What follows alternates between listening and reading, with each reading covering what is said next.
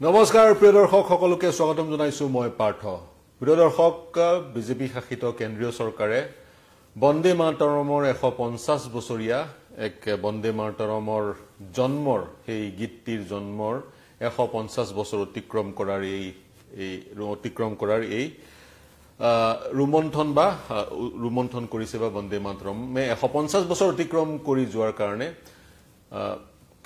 BJP শাসিত কেন্দ্ৰীয় চৰকাৰে উদযাপন কৰা পৰিলক্ষিত হৈছে। বন্দে মাতৰম গীতটোৱে শিৰোনাম দখল কৰিছে। বন্দে মাতৰম ভাৰতৰ নেশ্যনেল সং, ৰাষ্ট্ৰীয় গীত। সমান্তৰালে আজি কিছুদিনৰ পূৰ্বে কংগ্ৰেছৰ এজন জ্যেষ্ঠ নেতাই, এজন বয়োবৃদ্ধ নেতাই অসমৰ এখন মিটিঙত আমাৰ সোণাৰ বাংলা আমি তোমায় ভালোবাসি গীতটি গোৱাৰ কাৰণে বিতৰ্কৰ সূত্ৰপাত হৈছিল। কাৰণ সেই গীতটো বাংলাদেশৰ নেশ্যনেল এন্থেম তেওঁ গোৱাৰ কাৰণে তেওঁক তীব্ৰ সমালোচনা কৰা হৈছিল। এই দুইটা গীতে সংবাদ শিৰোনাম দখল কৰিছে।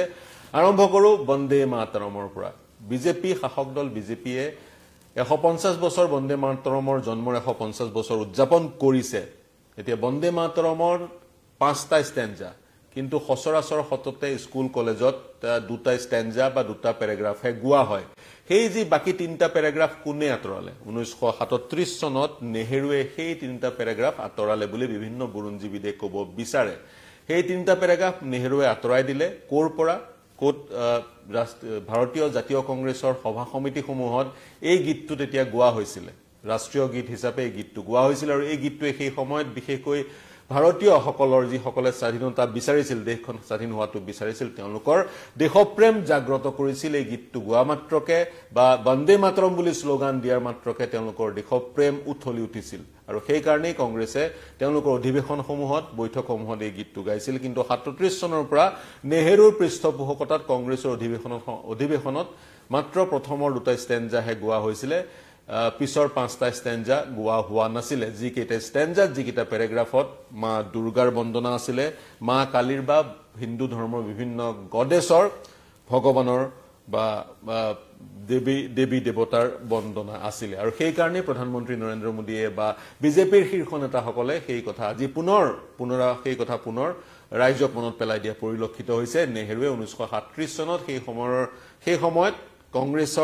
জাতীয় কংগ্ৰেছৰ সভা সমিতিসমূহত প্ৰথম 2টা গান নিশ্চিত কৰিছিল যাতে প্ৰথম 2টা ষ্টেঞ্জাহে বন্দে মাতৰমৰ গোৱা হয়। বন্দে মাতৰমৰ যদি আমি বিশ্লেষণ কৰোঁ, কিছু হিষ্ট্ৰী ৰোমন্থন কৰিব লাগিব। আমি আমাৰ এক্সপ্লেইনাৰটো শিৰোনাম দিছোঁ বন্দে মাতৰম থাকোঁতে আমাৰ সোণাৰ বাংলা কিয় গাব লাগে। কংগ্ৰেছে 2025 চনত বন্দে মাতৰম থাকোঁতে আমাৰ সোণাৰ বাংলা কিয় গাইছে। আমাৰ সোণাৰ বাংলা গীতটোৰো বিশ্লেষণ আগবঢ়াম, কিন্তু আৰম্ভ কৰিছোঁ বন্দে মাতৰমৰ পৰা। বন্দে মাতৰম 24 জানুৱাৰী, বন্দে মাতৰম গীতটি 24 জানুৱাৰী 1950 চনত সেই সময়ত ভাৰতৰ ৰাষ্ট্ৰপতি ৰাজেন্দ্ৰ প্ৰসাদে ৰবীন্দ্ৰনাথ টেগোৰৰ ৰচিত জনগণ মনক ৰাষ্ট্ৰীয় সংগীতৰ মৰ্যাদা প্ৰদান কৰিছিলে আৰু বন্দে মাতৰমক ৰাষ্ট্ৰীয় গীতৰ মৰ্যাদা প্ৰদান কৰিছিল। ওৱান ইজ নেশ্যনেল এন্থেম, জনগণ মন, আৰু বন্দে মাতৰম হৈছে নেশ্যনেল সং। ৰাজেন্দ্ৰ প্ৰসাদ গভৰ্ণৰ জেনেৰেলৰ পিছত তেওঁক ৰাষ্ট্ৰপতিৰ পদবী তেওঁক যচা হৈছিলে, দেশৰ প্ৰথমগৰাকী ৰাষ্ট্ৰপতি। এতিয়া বন্দে মাতৰম ৰচনা কৰিছিল কোনে? বন্দে মাতৰমৰ সৃষ্টি কৰিছিল বংকিম চন্দ্ৰ চট্টোপাধ্যায়ে। বংগদেশৰ বাংলা ভাষাৰ এগৰাকী লেখক, জনপ্ৰিয় লেখক, অন্যতম এজন বিখ্যাত লেখক বা প্ৰতিষ্ঠিত লেখক। তেওঁ 1870 চনত বন্দে মাতৰম গীতটি ৰচনা কৰিছিলে, কিন্তু সেই 1870 চনতে বন্দে মাতৰম গীতটিয়ে কিন্তু জনপ্ৰিয়তা অৰ্জন কৰা নাছিলে। মানুহৰ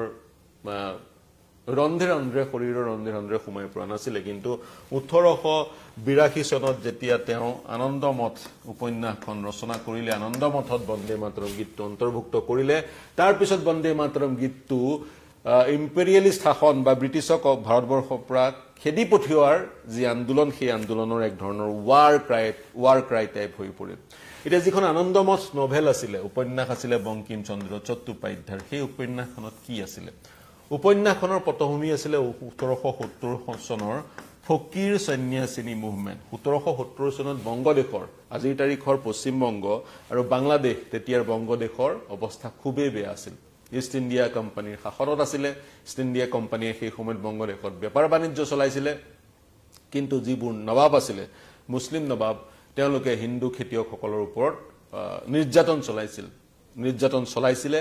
আৰু যাৰ পৰিপ্ৰেক্ষিতত দুৰ্ভিক্ষ আহিছিল তিনিবাৰ হিন্দু কৃষকসকলে খেতি বা যি তেওঁলোকৰ কাম কৃষিকৰ্মত মনোনিৱেশ যি ধৰণে কৰিব লাগিছিল কৰিব পৰা নাছিলে যাৰ পৰিপ্ৰেক্ষিতত তিনিবাৰকৈ ব্যাগুম দুৰ্ভিক্ষ আহিছিল সেই দুৰ্ভিক্ষত 1/3 জনসংখ্যা 33% বংগদেশৰ জনসংখ্যা 33% বংগদেশৰ জনসংখ্যা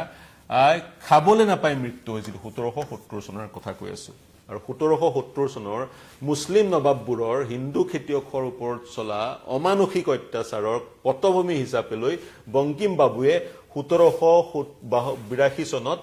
মানন্দ মঠ ৰচনা কৰিছিল সৃষ্টি কৰিছিল আৰু 1870 চনত 1882 চনত তেওঁ আনন্দ মঠ ৰচনা কৰিছিল আনন্দ মঠৰ প্ৰেক্ষাপট 1770 চন আৰু 1882 চনৰ সেই আনন্দ মঠত তেওঁ 1870 চনত ৰচনা কৰা বন্দে মাতৰম গীতটি অন্তৰ্ভুক্ত কৰিছিল আৰু সেই বিভিন্ন বুৰঞ্জীবিদে কিছু বুৰঞ্জীবিদৰ ৰেফাৰেন্স আমি সংগ্ৰহ কৰি তৈছো তাৰে এগৰাকী বুৰঞ্জীবিদ তানিকা সৰকাৰৰ বাৰ্থ অফ গডেছ নামৰ গ্ৰন্থখন বন্দে মাতৰম বা আনন্দ মঠৰ ওপৰতে আৰু সেই আনন্দ মঠ নামৰ গ্ৰন্থখনত বিভিন্ন যিবোৰ চৰিত্ৰ আছে সেই চৰিত্ৰবোৰে বিশেষকৈ মুছলমানসকলক বা মুছলমান নবাবসকলৰ বিষয়ে বহু কেইটা কটু মন্তব্য কৰি থৈছে তাৰে এটা হৈছে আৱাৰ ফেইট ইজ ৰুইনড সৰকাৰৰ কিতাপখনত পোৱা যায় আৰু কাষ্ট আৱাৰ অনাৰ are gone now even our lives are in danger unless we drive this drunken Muslims wretches how can we save the religion of Hindus Islam ধৰ্মী নবাবসকলক আঁতৰাই নপঠিয়ালৈকে আমি আমাৰ ধৰ্ম বচাব নোৱাৰো সেই কথা সৰকাৰে নিজৰ যিখন বাৰ্থ অফ গডেছ নামৰ গ্ৰন্থ সেই গ্ৰন্থখনত আনন্দ মঠৰ বাংলা ভাষাৰ আনন্দ মঠৰ কিছু ৰেফাৰেন্স আনিছে সেই ৰেফাৰেন্সসমূহত ইংৰাজী ভাষাত আনন্দ মঠৰ কিছুমান লাইনৰ ট্ৰান্সলেশন এনেধৰণে কৰা হৈছে ট্ৰান্সলেশন কোনবোৰ লাইনৰ কৰা হৈছে যিবোৰ লাইন আনন্দ মঠত বিশেষ কিছুমান চৰিত্ৰ হিন্দু ধৰ্মৰ কিছুমান চৰিত্ৰই কৈছে তেওঁলোকৰ মুখত সেই সংলাপবোৰ আছে দ্বিতীয়তে আন এক স্থানত কিতাপখনৰ আন এক স্থানত কোৱা হৈছে ট্ৰান্সলেশন we do not want power of ourselves we want to exterminate all the Muslims on this land as they are enemies of God or many had resented the end of Hindu power and Hindus had been eager for restoration of their faith এই ধৰণেৰে আনন্দ মঠত কিছুমান চৰিত্ৰই কথাবোৰ কৈছিলে যাৰ ইংৰাজী তৰ্জমা আপোনালোকৰ ওপৰত উপস্থাপন কৰিলো ইষ্ট ইণ্ডিয়া আনন্দ মঠত লিখা আছে ইষ্ট ইণ্ডিয়া কোম্পানীৰ সৈতে মুছলিম নবাবসকলে হিন্দু কৃষকসকলৰ ওপৰত জুপুৰি নিৰ্যাতন চলাইছিলে গতিকে সেই নিৰ্যাতনৰ পটভূমিতে গ্ৰন্থখন ৰচনা কৰা হৈছিল আৰু বন্দে মাতৰমে এক ধৰণে জাগ্ৰত কৰিছিল উঠলি উঠিছিল দেশপ্ৰেম বন্দে মাতৰম ৱাৰ ক্ৰাই সদৃশ হৈ পৰিছিল আৰু বন্দে মাতৰমৰ যোগেদি ভাৰতবৰ্ষৰ যিসমূহ স্বাধীনতা প্ৰেমী লোক তেওঁলোকৰ দেশপ্ৰেম জাগ্ৰত কৰা হৈছিল এতিয়া বন্দে মাতৰমে প্ৰথমবাৰৰ কাৰণে আনুষ্ঠানিকতা কেনেকৈ লাভ কৰিলে আমি তেতিয়া যাব লাগিব 1896 চনলৈ 1885 চনত এলেন অক্টেভিয়ান হিউমে জন্ম দিছিল কংগ্ৰেছৰ আৰু 1896 চনত কংগ্ৰেছৰ অধিৱেশনত কবিগুৰু ৰবীন্দ্ৰনাথ ঠাকুৰে বন্দে মাতৰম গীতটো নিজ মুখেৰে প্ৰথমবাৰৰ কাৰণে গাইছিলে আৰু তেতিয়াৰ পৰাই কংগ্ৰেছৰ অধিৱেশনসমূহত এই গীতটো গোৱাটো এক ট্ৰেডিশনলৈ ৰূপান্তৰ হৈছিল এক পৰম্পৰালৈ ৰূপান্তৰ হৈছিল পাঁচটা ষ্টেঞ্জাৰ এই গীতটিৰ শেষৰ কেইটা ষ্টেঞ্জাত মা দুৰ্গাৰ বন্দনা কৰা হৈছে মা কালীৰ বন্দনা কৰা হৈছে হিন্দু ধৰ্মৰ দেৱদেৱীসকলক বন্দনা কৰা হৈছে আৰু আনন্দ মঠত আনন্দ মঠ উপন্যাসখনক ডেমনাইজ কৰা হৈছে আৰু যেহেতু আনন্দ মঠ উপন্যাসখনক মুছলমানসকলক ডেমনাইজ কৰা হৈছে আৰু এই বন্দে মাতৰম গীতটিত হিন্দু গডেছৰ ৰেফাৰেন্স আছে মুছলিম লীগে 1905 চনৰ পৰা এই গীতটিক বিৰুদ্ধিতা কৰিবলৈ ললে আৰু যি মুছলিম লীগে এই গীতটিৰ বিৰুদ্ধিতা কৰিছিল তাৰ এক প্ৰতিফলন একবিংশ শতিকাটো আমি পৰিলক্ষিত কৰিছো কেনেকৈ পৰিলক্ষিত কৰিছো 2006 চনত জামিয়াত উলেমা হিন্দৰ মুৰব্বী মেহমুদ মাদানীয়ে কৈছিলে কোনো মুছলমানে এই গীতটো গাব নোৱাৰে 2009 চনত দেওবন্দে ফতোৱা জাৰি কৰিছিল যাতে কোনো মুছলমানে এই গীতটো নাগায় গতিকে সেই তেতিয়াৰ মুছলিম লীগৰ যি এক দাবী আছিল যি এক চিন্তা আছিল চিন্তাৰ প্ৰতিফলন একবিংশ শতিকাত আমি এই সকল লোকৰ যোগেদি দেখা পাইছিলো এতিয়া যদি মুছলিম লীগৰ কথা কওঁ 1905 চনত তেওঁলোকে এই গীতটিৰ বিৰোধিতা কৰিছিলে 1905 চনত এই গীতটিৰ বিৰোধিতা কৰি সৈয়দ আলী ইমামে কৈছিলে I cannot say what you think but when I find the most advanced province of India put forward the sectarian cry of Bande Mataram as the national cry and the sectarian Rakhi Bandhan as a national observance my heart is filled with despair and disappointment and the suspicion that under the cloak of nationalism Hindu nationalism is preached in India becomes a conviction. গতিকে তেওঁ কৈছে যেটো গীতত হিন্দু ধৰ্মৰ দেৱদেৱীৰ কথা আছে সেই গীতটোক national cry হিচাপে বা স্বাধীনতা প্ৰাপ্তিৰ স্লোগান হিচাপে ব্যৱহাৰ কৰি নেশনালিজম ভাৰতীয় ৰাষ্ট্ৰবাদ নহয় হিন্দু ৰাষ্ট্ৰবাদক প্ৰচাৰ আৰু প্ৰসাৰ দিয়া হৈছে বুলি মুছলিম লীগৰ এইগৰাকী নেতাই কৈছিলে জিন্নে 1938 চনত No Muslim can sing Bande Mataram বুলি কৈছিলে এখন নিউ টাইমছ অফ লাহোৰ বুলি এখন পেপাৰ তেতিয়া পাবলিছ হৈছিল সেই পেপাৰখনত তেওঁ সেইদৰে লিখিছিলে গতিকে যেতিয়া মুছলমানসকলে এই গীতটোৰ বিৰুদ্ধাচৰণ কৰিবলৈ ললে 1937 চনত নেহেৰুৱে 1937 চনত জৱাহৰলাল নেহেৰুৱে সংযোগ স্থাপন কৰিলে কবিগুৰু ৰবীন্দ্ৰনাথ ঠাকুৰৰ সৈতে সুধিলে বা ট্ৰান্সলেচন বিচাৰিলে ঠাকুৰৰ কবিগুৰু ৰবীন্দ্ৰনাথ ঠাকুৰৰ পৰা এই গীতটিৰ আৰু তেওঁ কনফাৰ্ম হ'ল গীতটিৰ কি পিছৰ ষ্টেণ্ডা কেইটাত কি আছে সেই কথা তেওঁ নিশ্চিত হ'ল আৰু নিশ্চিত হোৱাৰ পৰাই পিছৰে পৰা 1937 চনত তেওঁ এই গীতটিৰ পিছৰ ষ্টেণ্ডা কেইটা আঁতৰাই দিলে ভাৰতীয় জাতীয় কংগ্ৰেছৰ অধিৱেশনসমূহত এই গীতটিৰ পিছৰ ষ্টেণ্ডা কেইটা গোৱাৰ পৰম্পৰা বন্ধ হ'ল মাত্ৰ প্ৰথমৰ দুটা ষ্টেণ্ডা বা প্ৰথমৰ দুটা পেৰাগ্ৰাফ গাবলৈ আৰম্ভ কৰা হ'ল আৰু সেই কাৰণেই এক ধৰণে ক'ব পৰা যায় নেহেৰুৱে বন্দে মাতৰমৰ কংগ্ৰেছত বন্দে মাতৰমৰ পিছৰ ষ্টেণ্ডা কেইটা আঁতৰাই গোৱাৰ যি এক পৰম্পৰা আৰম্ভ কৰিলে সেই পৰম্পৰা পিছতো আমাৰ দেশত চলি থকা পৰিলক্ষিত হ'ল সেই কাৰণে স্কুল কলেজ ইত্যাদিত আজিও প্ৰথমৰ দুটা ষ্টেণ্ডাহে গোৱা হয় যিকেইটা ষ্টেণ্ডাত কোনো ধৰ্মৰ বা হিন্দু ধৰ্মৰ দেৱদেৱীৰ কথা উল্লেখ নাই শেহতীয়াকৈ মাদ্ৰাজ হাইকোৰ্টে এক ৰায় প্ৰদান কৰিছিল যি ৰায় যোগেদি স্কুল কলেজসমূহত সপ্তাহত এবাৰ বন্দে মাতৰম গীতটো গোৱাৰ এক নিৰ্দেশ জাৰি কৰিছিল আৰু চৰকাৰী কাৰ্যালয় আৰু বেচৰকাৰী কাৰ্যালয়ত মাহত এবাৰ এই গীতটো গোৱাৰ এক নিৰ্দেশ প্ৰদান কৰিছিল আৰু সেই নিৰ্দেশ তামিলনাডু চৰকাৰে মানিবলৈ বাধ্য হৈছে গতিকে বন্দে মাতৰমৰ থুলমূলকৈ এই আছিল বন্দে মাতৰমৰ বুৰঞ্জী 150-155 বছৰ অতিক্ৰম কৰিলে গীতটোৰ জন্ম হৈছিল 155 বছৰ পূৰ্বে গতিকে বিজেপিয়ে বা কেন্দ্ৰীয় চৰকাৰে আজি এই গীতটিক পুনৰুমন্থন কৰিছে পুনৰ গীতটিক সন্মান প্ৰদান কৰাৰ চেষ্টা কৰা হৈছে গতিকে সেই ধৰণেৰে এই গীতটিৰ থুলমূল বুৰঞ্জী আমি আগবঢ়ালো এতিয়া আহো আমাৰ সোনাৰ বাংলা আমি তোমায় ভালোবাসি এই গীতটি ৰচনা কৰিছিল কবিগুৰু ৰবীন্দ্ৰনাথ ঠাকুৰে আৰু এই গীতটি বাংলাদেশৰ নেশনেল এন্থেম কিন্তু যি সময় যি কালখণ্ডত কবিগুৰু ৰবীন্দ্ৰনাথ ঠাকুৰে গীতটি সৃষ্টি কৰিছিল এই গীতটি সৃষ্টি কৰিছিল তেওঁ 1905 চনত 1905 চনত বাংলাদেশৰ বাদ দিয়ক পাকিস্তানৰে জন্ম হোৱা নাছিলে ভাৰত স্বাধীন হোৱাৰ বহু বছৰ পূৰ্বে প্ৰায়